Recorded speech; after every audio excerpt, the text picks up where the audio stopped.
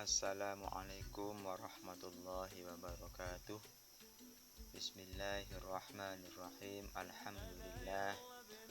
Wassalatu wassalamu ala rasulillah Sayyidina Muhammad bin Abdillah wa ala alihi wa sahbihi wa mawala amma ba'du.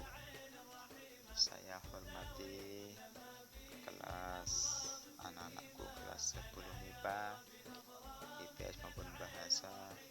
Alhamdulillah kali ini kita dapat melaksanakan kegiatan belajar daring. Semoga kita semuanya dalam keadaan sehat walafiat zahiran wa batinan. Dalam kesempatan kali ini kita akan belajar PTQ atau baca Al-Quran, bab adab membaca dan membaca Al-Quran. Untuk kompetensi dasar 3.1 yaitu mengidentifikasi dan mendeskripsikan adab membaca dan menulis Al-Quran. 4.1 menerapkan adab membaca dan menulis Al-Quran.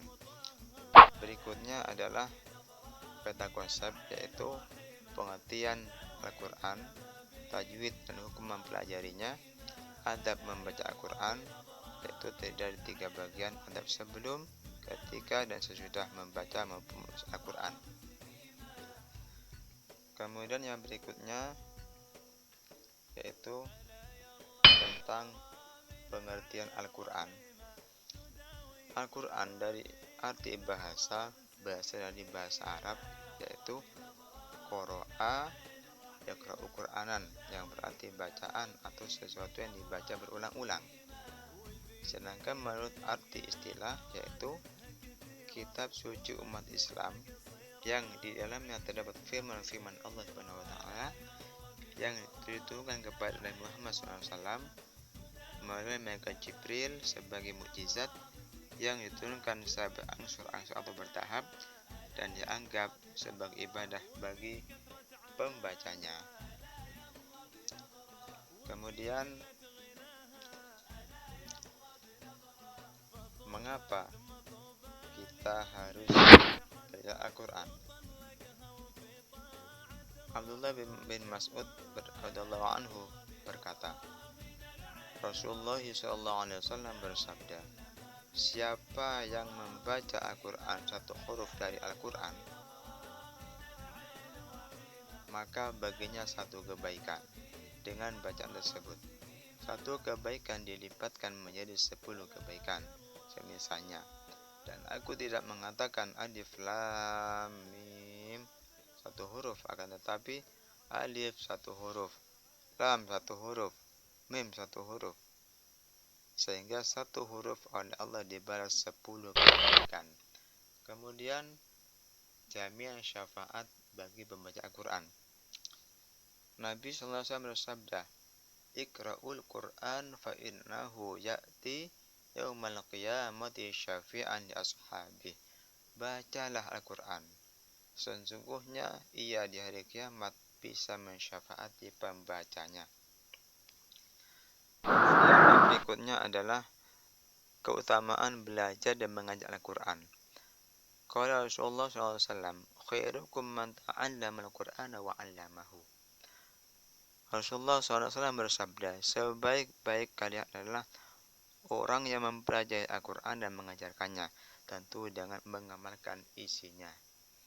Kemudian yang berikutnya tajwid dan hukum mempelajarinya. Tajwid menurut bahasa adalah mendatangkan dengan bagus.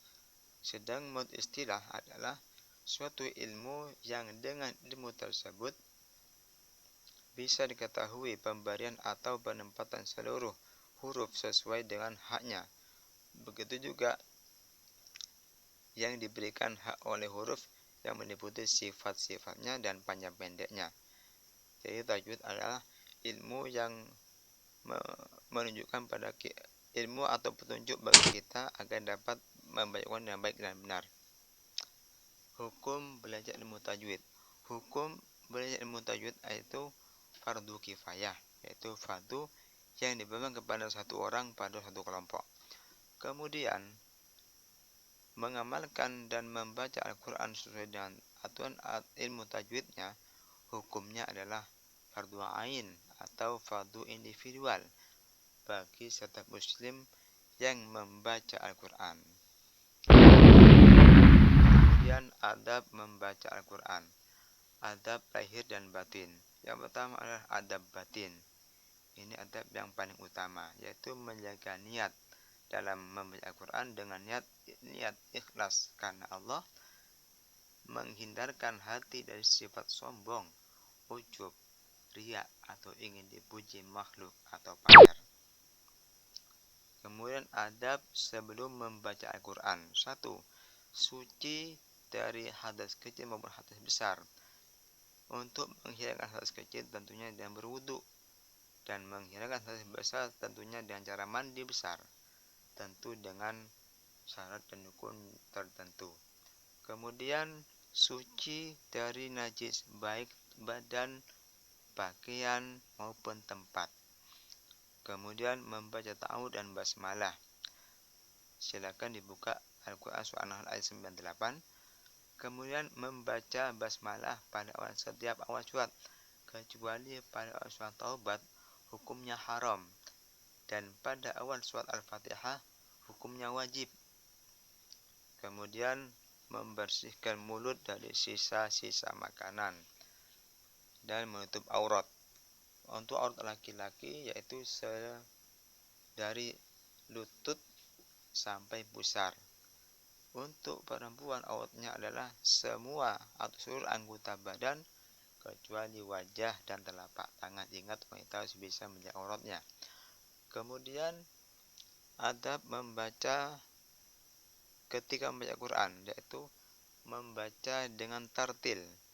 Silakan dilihat Al-Muzammil ayat 4. Membaca suara yang bagus atau indah. Rasulullah SAW bersabda, hiasilah Al-Quran dengan suara indahmu.